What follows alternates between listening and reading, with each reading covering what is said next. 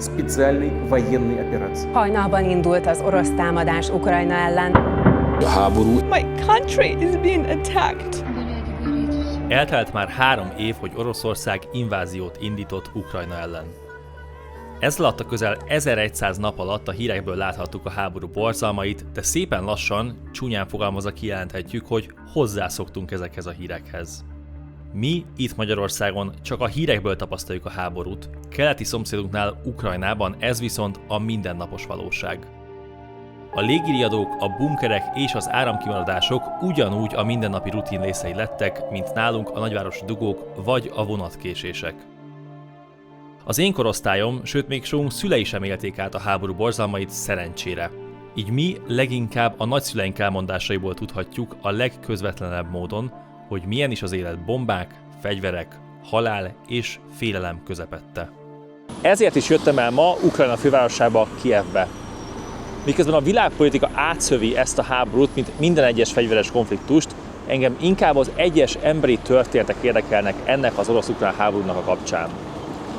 Legfőképp az érdekel, hogy a hozzám hasonló fiatal felnőttek miképpen élik és építik a mindennapi életüket az ukrán fővárosban, Kijevben, a háborús időszak közepette. Úgyhogy a mai riportban számos kijevi fiatal felnőttel fogok interjút készíteni, hogy megtudjam, miképpen élik, építik a karrierjüket és a magánéletüket, miközben a helyi fiatal felnőtt férfiak felett ott lebeg Damoklész kardja, és bármikor elviheti őket a frontvonalra a háborúba. Úgyhogy ma erről lesz szó. A háború emberi oldaláról, életről, halálról, perspektíváról, emberi történetekről, kihívásokról és alkalmazkodásról. Én Tóth Máté Bence vagyok, ez pedig a TMBNC Riport, és a mai napon Ukrajna fővárosából, Kijevből jelentkezem.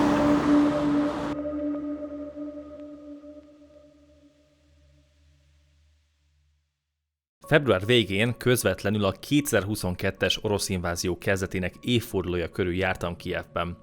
Hogy milyennek láttam a várost a háború alatt, arról egy külön, kötetlenebb riportban fogok beszámolni. De előjáróban most csak annyit említenék, hogy Kijev egy pezsgő nagyváros helyett egy éldegélő, de megviselt hangulatú nagyváros képét keltette, ahol a mosoly azért nem szűnt meg teljesen az emberek arcán. Csak mindez a mosoly sok fájdalmat rejt, elég csak 2022. február 24-ére, a megszállás kezdetére visszagondolni. Erről kérdeztem először interjú alanyaimat, a 25 éves Dímát, aki videóvágóként dolgozik egy cégnél, a 35 éves Jane-t, aki szabadúszó szövegíró, forgatókönyvíró és a televíziós szakmában is dolgozott, valamint a 31 éves Jurit, aki bevándorlási jogászként vezeti a saját irodáját. Mindhárman Kijevben tartózkodtak azon a bizonyos napon, amikor az orosz csapatok átlépték Ukrajna határát.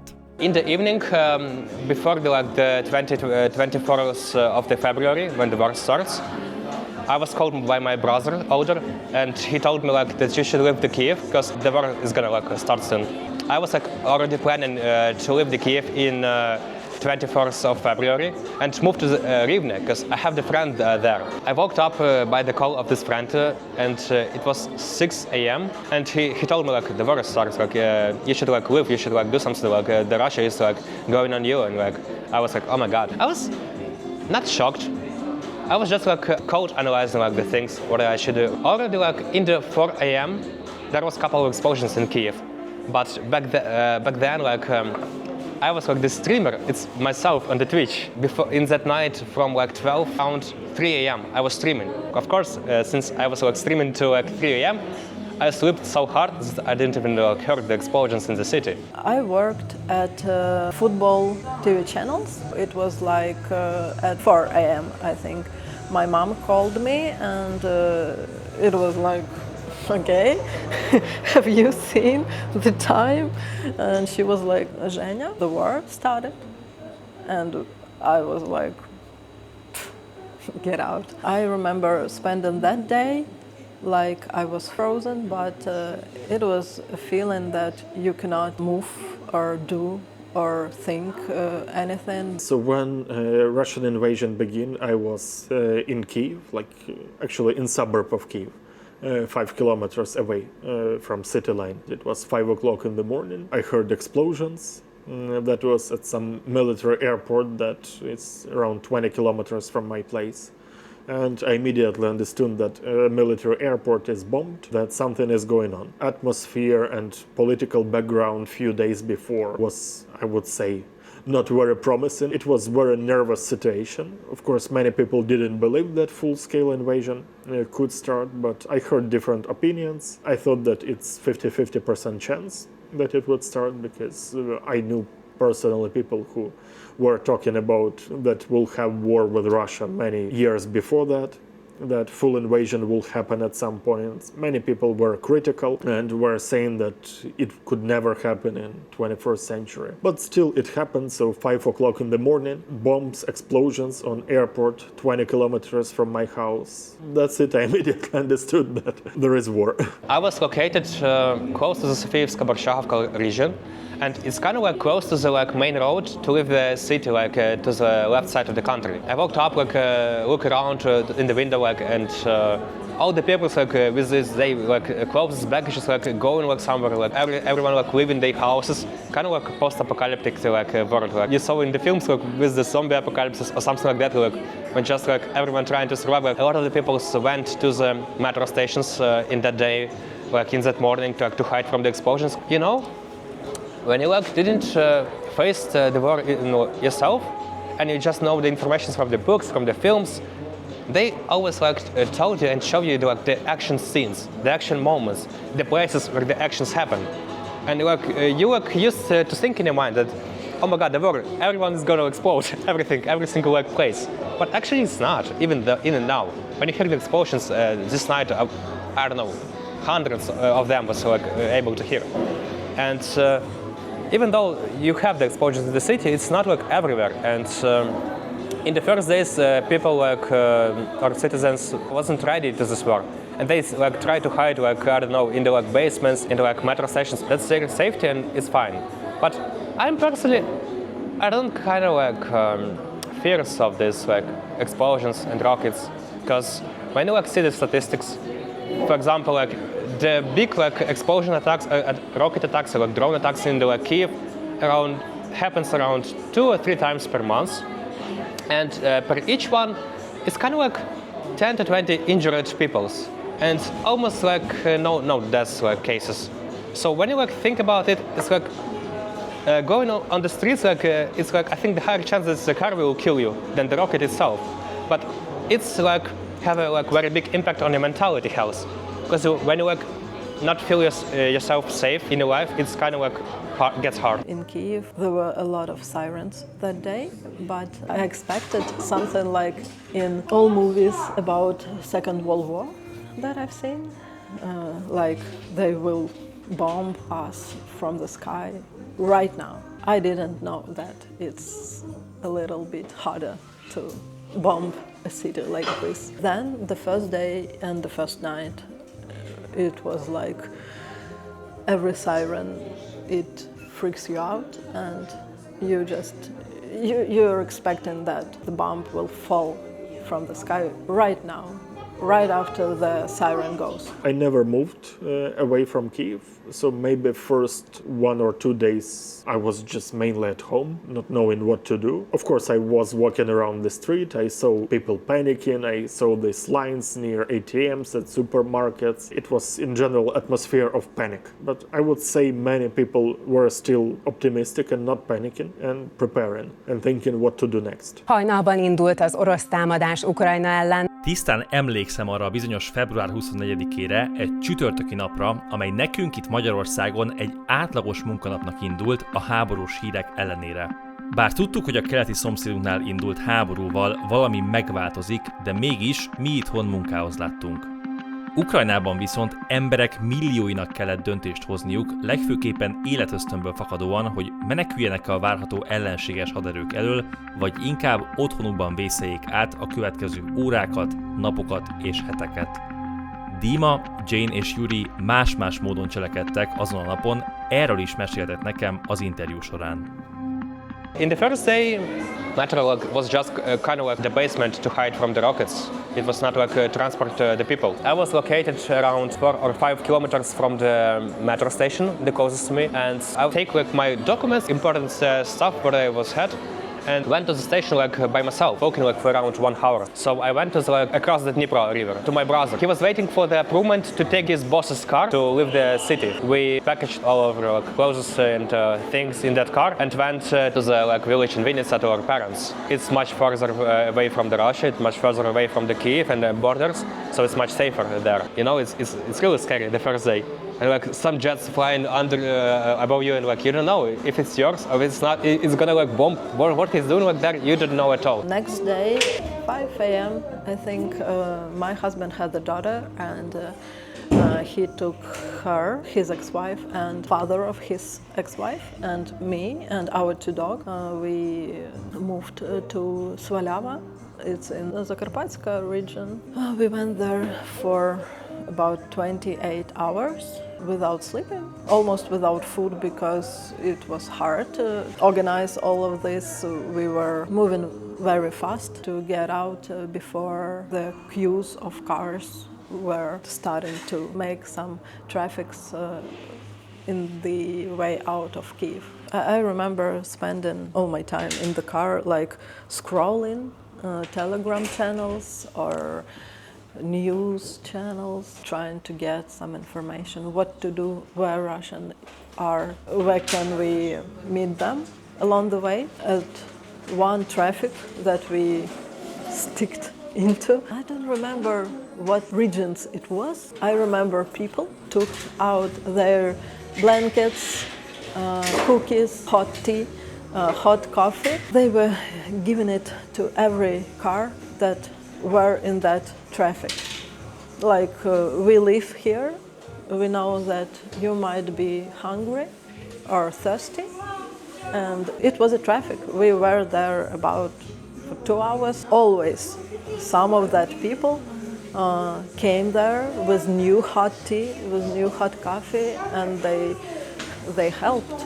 I remember this was the first time that I actually let myself to cry, because it was, I don't know, for me it was like, oh, so this is, maybe I will cry right now, this is how Ukrainian people, what Ukrainian people are, because it was their way to support and to show, okay, you moving somewhere safe, we feel that we are safe here and we want to help you. And it was like, wow, so we are supporting, that's cool. I was afraid that it could be a lot of panic, and in panic people starting to be cruel to each other. You know, it's a survival instinct who rules all your actions. And no, I saw how people got united in that time instead of panic. Then 3rd day of the war, I got a call from my friend, who is politician and member of parliament actually. He told me I'm staying in Kiev, let's do something. He offered me to come to police station to actually receive weapons. We received guns. Officially on paper we write requests, please give us gun for protection of Kiev, and we received this AK-47 machine gun, each of us bullets and so on. At that point of time many people were just coming to police station or military units to get weapons. Police and government were eager to give weapons to everyone who was ready to pick them up, because they didn't know what would happen. They were expecting siege of Kiev, and actually siege of Kiev happened at some point in March. Everyone was preparing for something unexpected, that if Russian troops enter to the city, it would be like guerrilla war, partisan war. From that point, we started to do some volunteer activities, we start delivering something, some humanitarian aid to villages that were near Russian militaries where no one was ready to go. So we started these humanitarian activities, visiting military units, that were at that point in Irpin, in Bucha, all this area where Russian troops entered. At one point we even went to Irpin when it was under Russian occupation already. We went through the forest, then through the unknown bridge in the forest, were a small one, and we entered that part of the city where Russians went through it, but they actually never stayed it. But many of civilians still stayed there. And we had friends from Irpin who know where to go, what to expect there. So we were bringing some food there, some hygiene products and so on. So for about, I think, 1 month since the invasion, me and a group of my friends were doing very intensive volunteering activities. It was an attempt to shoot our car that we were delivering humanitarian aid on. A few times we had bullets right in front of the glass of the car, of the front window. The scariest point that at that car we actually were delivering diesel in canisters. So if any bullet shoot car, we would fly to Mars immediately. Yeah, crazy. We left my husband's daughter and his ex-wife there. So on the way home, we spent 2 days to get to Kyiv. It was because the commandant hours, before 5 p.m., we needed to stop moving. I think it was more scarier than actually some sirens or some news about Russian troops moving towards, because it was what a stupid death to be beaten and shooted by your own forces. Because I was we're not bad guys. we just want to go home, but you don't know how it works. Everything. We're not militarists, and it was oh my God, will they shoot us? No, because we spent the night at Ternopil on the way home, and we met brilliant people. I don't know, they're so kind. They took us to their places just for nothing, because they were oh, you need a place to stay? Okay.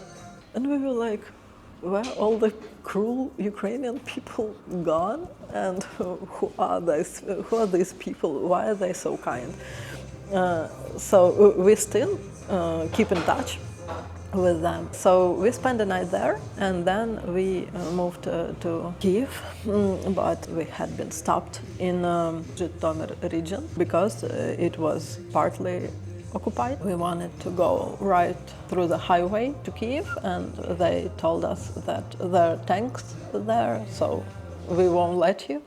And we needed to overcome Zhytomyr to get to Kyiv in some safe roads, because it was only 1 or 2 ways to get to Kyiv safely. 2022. március vége felé az ukrán erők ellentámadást indítottak az oroszok ellen, hogy kiszorítsák őket a kijevi régióból. Végül a hónap végén az orosz erők kivonultak Kijev térségéből, és április elején az ukrán hatóságok bejelentették, hogy a kijevi régiót újra teljes egészében az irányításuk alá vették. Innentől kezdve a háború Ukrajna keleti és déli részére koncentrálódott. Kijevben az élet szépen lassan kezdett visszatérni egy relatíven normális kerékvágásba. De hogy valójában mennyire tért vissza az élet az ukrán fővárosba, illetve milyen lett az általános közhangulat ott a kijevi csatát követően, erről interjú alanyaimat kérdeztem. Until the start of the May, I was located in my own village. When I went to the Kyiv and get to the city, it was kind of empty, kind of dead. And even now, I can say that the city is kind of dead. It's in the frozen state. People a lot of the people's not having fun, not having good emotions. They're just waiting, I don't know, surviving. They're not living their lives. They for example, even the nightlife. We don't have nightlife for 3 years. That's a huge time. When you're not allowed to, after 12 till 5 a.m., you're not allowed to leave your house. We cannot live our lives on our fully for the 3 years. You get used to it, and you think it feels like it becomes normal, but it's actually not. And it's still it's just you get used to live in this situation. But by the time we went on, it's get even harder, and you need to get used to live in these harder situations all the time. I think that I see Kyiv differently right now because I have many places where my memories come up about the start of invasion, and I can directly sign on places where, oh, I remember that day we, for example, we bought a lot of medicine for some militaries here, or this is the road where I first saw how anti-air force works, like, and I was like, oh, okay. And if I will compare Kyiv from today to before 2022, I think it's more about that places. City is keeping his life, and this life goes on, and I don't know how it happens despite the war. First of all, it was very special feeling of unity of those who stayed all this period, February, March, they felt very strong cohesion together, and still, like even nowadays, it's very often point of discussion if you left Kyiv in the beginning of the war or you stayed here. And for those who stayed, it's very often matter of pride as well. What was going on here? A lot of expectations that war will end soon. Honestly, completely wrong expectation. But many people were optimistic, and also very active volunteer movement, because it started all in March and was extremely active. It was on its rise, volunteering for the front, everything for the front, all efforts, all time, all money for the front. It was like this volunteering movement was on the peak at that time, because later it was going down, and only the most devoted people stayed. Curfew changed everything, so you cannot walk at night. Second thing, at some point it was a ban on selling alcohol. Later it was cancelled. Also, I think it's benefited the city and situation. In terms of safety, city became better. With the checkpoints, with the curfew, with more soldiers, just more people who received weapons. Like, I would say that now, like, too many people have weapons, bullets, arms on their hands with PTSD and so on, but crime level, I think, is 5 times lower than before the war. That's also additional benefit of all this situation. So social life, yeah, I mean, such things as night parties and nightclubs and all this disappeared. Later, some of them reopened. For example, we had a lot of scandals here as well with so-called Boho Club that was working during the curfew. If someone was partying at night at nightclubs, it was like not socially accepted by most of the people, I would say. And in general, like social life was getting back to normal. The same, like cafes opening. You can just walk on the park easily without being afraid that park is mined or something like this. Mainly what people are talking and worried about, it's political events, of course, and situation on the front line, because of course everything is changing depending on situation of front line. Like when something is liberated, people are more optimistic. What happened after liberation of Kherson or Kharkiv region, or when Russian troops were leaving some of the areas, or when Ukrainian troops entered Kursk region, it was also rising optimism. It's rising pessimism when Russians are capturing some towns, like, I don't know, Bakhmut, or now getting close, very close to Pokrovsk, very beautiful town. Very often, like if people are politically affiliated or in volunteer community or have relation to military, or their friends, family members serve in the military, main topic and main concern is frontline situation and political situation, of course. But in terms of social life, as we see now in Kyiv, many people are still partying, still enjoying their lives, still going to nightclubs, as I mentioned. So many people are trying still to live normal life and very often close their eyes on the war situation. And some people judge this, especially soldiers, of course. Soldiers who return from front line, they're very often angry what's going on, why restaurants are full in Kyiv center, and so on. Maybe for many people, especially women or young people, it's a good reason also to cope with the stress somehow by having fun, having parties, going to coffee shops and so on. So I don't judge this.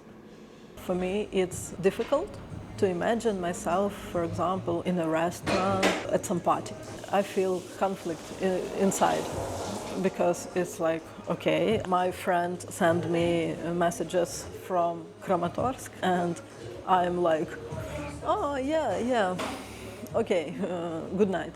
For example, for me it's freaky, but I know that many places, including nightclubs, they continue to work. I don't judge. I know many people who does. I know many people who keeps their social life at high level, but I know also that people, for them, this is the way to accept this war, to accept every inner damages that they're going through. For example, my friend who likes restaurants, new restaurant in Kijev because she likes food, she likes all this entertainment, and she from Kherson.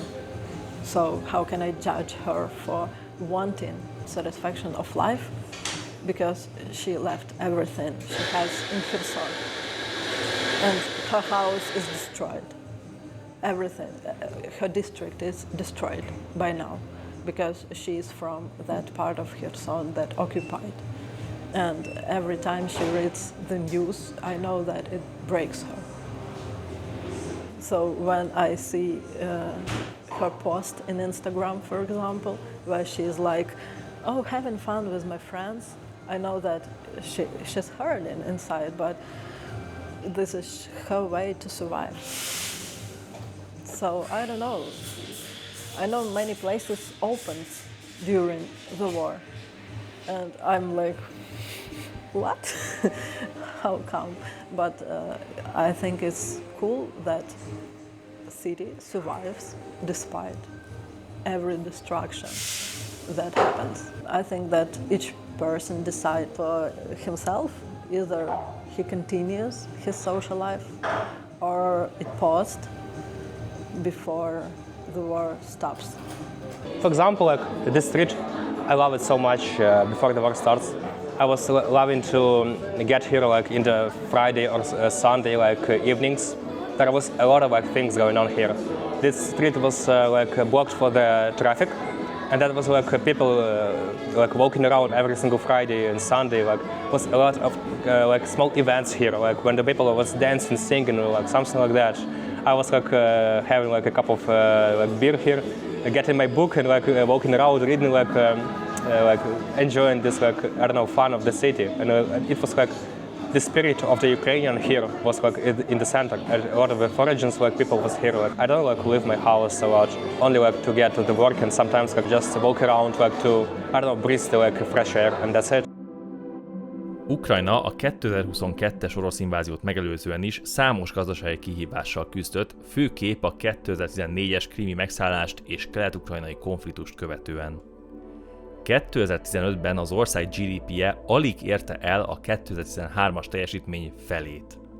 Ennek ellenére 2016-tól kezdődően az ukrán gazdaság növekedésnek indult, ami bár a Covid-válság miatt megtorpant, de a gazdaságban rejlő potenciál nem veszett el teljesen. 10 évvel ezelőtt a fiatalok 1/5 küzdött munkanélküliséggel, ami bár javult a koronavírus megjelenéséig, de a 2022-es invázió előtt is alig csökkent 20% alá. Nem meglepő az a tény, hogy ez a háború alatt csak tovább romlott, és az ukrán fiatalok, akik az országban maradtak, továbbra is nagy számban küzdenek ezzel. De ez csak egy a több faktor közül, amitől küzdenek az ukrajnai fiatal felnőttek életük és karrierjük építése kapcsán. Mindenről Dima és Juri mesélt nekem bővebben. It's very hard this job actually, because the fees getting like much higher by the time, and the prices itself rised a lot. For example, like I remember in 2020, I was like able to buy some stuff like for around like 10 to 15 hryvnias. Right now the cost on it is around 60 hryvnias. So it's rise up to about like 5 times the prices up. It's getting tougher, like it's very hard to live, and for business itself, because the fees are getting higher, but they are almost doing the same money as they did before. Even though like we as a company like working with like mostly like with Americans and like Europe, still though it's really hard for us to keep like the money income stable and like growing up. For me, for example, 1 year ago I was making around 20,000 hryvnias. My salary was, And I was living like completely like fine. I was not trying to save the money. I was like feel myself comfortable. Right now I'm making like twice as more, 400, and I cannot like feel myself as comfortable as it was before. I need to save more money to fit I don't know, my budget. It's not like that easy to live right now, and it's getting like even worse and worse by the time. And it's changing so much that it's even like, you know, it's scary to like imagine what it's gonna be like in the next couple of the years. I don't know, you know what to say. Like it's hard. Yes. If we are talking about career perspectives and building future for young people, there are a few different points here. First of all, for example, as a man, you cannot easily leave the country because under martial law and mobilization law, you need only special permission from military for leaving the country, and it's quite complicated to get it. That is the reason why many people are leaving country illegally. Probably you know that some people are crossing to Hungary just across the forest and staying there as refugees. So many people, to be honest, are afraid of mobilization. I know personally some guys who are like purely unfit for military, like autistic or something like this, or with serious health problems, but they are still panicking that they might be drafted to the military, and that influence their way they talk, their behavior, and so on. Another thing about building career, of course, it's uncertainty, because you don't know what your efforts will result in 1 year.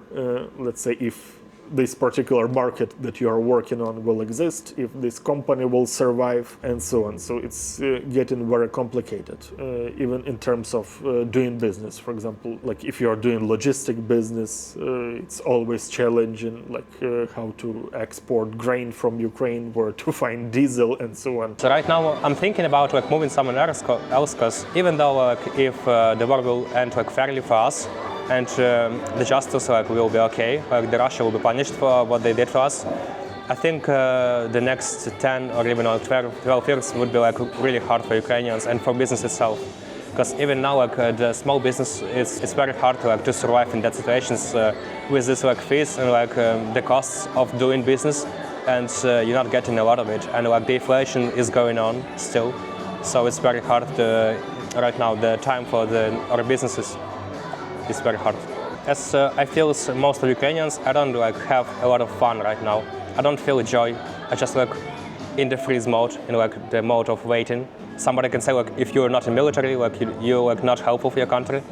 As for myself, I'm doing like the money and like getting invested from the other countries by my mind and my knowledge. But I was working a lot and hard for myself to get this. I don't like use or like countries like resources. I just using my mind to get money to our country, and it's still good. I still helping myself and helping my country, and that was like, kind of like the main things when I started editing, because I was thinking like I need to like get like involved other countries to pay money like to me so I can spend it here.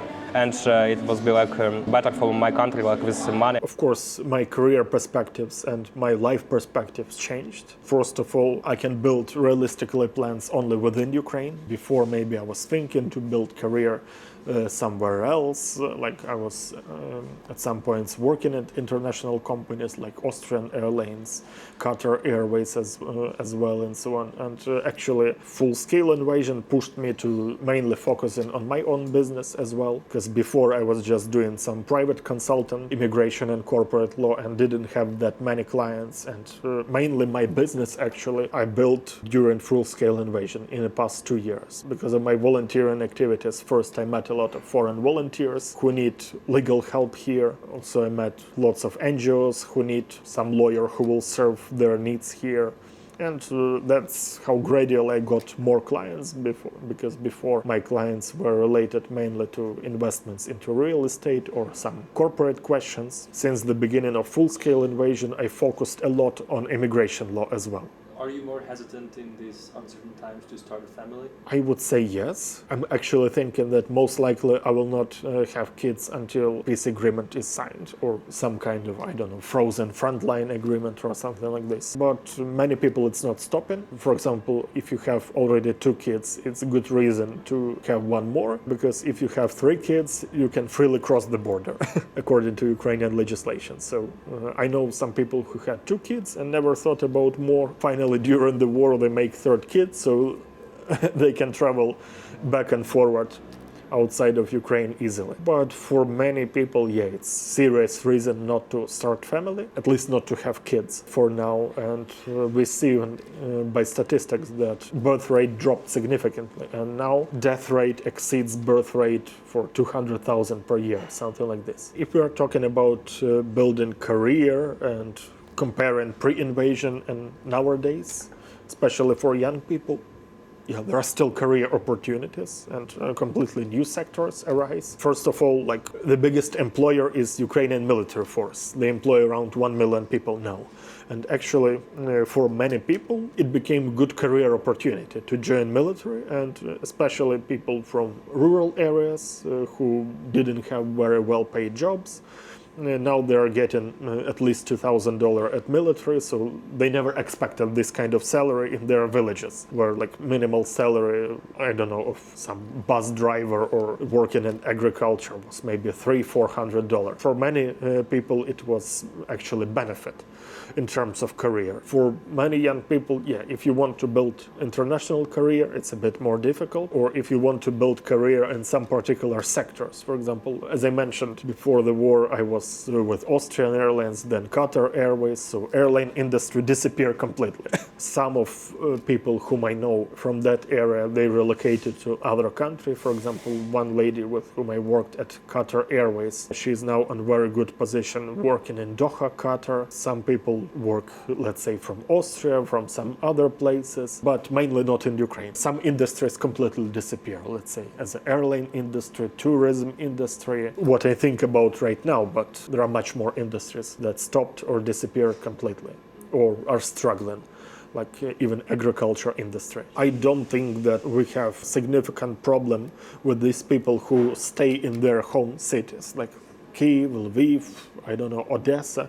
If you lived in these cities before you had job, and if you still continue living in these cities, you can still build careers, have job. Most of companies adapted to the war, so you can still build career. And in terms of salary, yes, we had inflation, but still economy adapt to this. But most of people who suffer are refugees, let's say from frontline areas, from occupied areas, who left without anything and have to start from zero, and they're not getting really that much support. I mean, there is some government support, but it's very minimal, very basic. There is some NGO support, but still most of the people who came from occupied areas or frontline areas cannot easily adapt here. That is why many of them go to Germany, where at least they have some housing and some social benefits, because the Ukrainian government just cannot provide housing for all of them. In terms of social security payments, they're also very low, so it's nothing to replace proper salaries or proper incomes that